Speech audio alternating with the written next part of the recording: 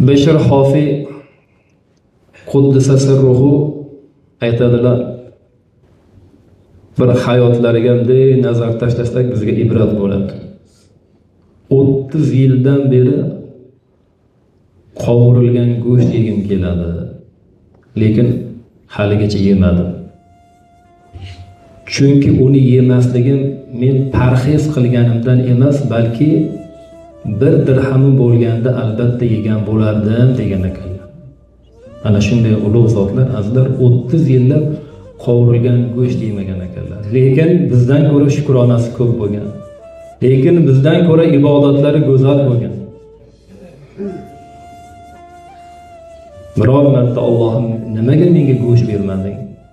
Nimaga hamma go'sht yedi-yu menga shundoq rizqimni ulug' qilmading deb Robbalariga biror marta nolimaganlar, odobsizlik qilmaganlar.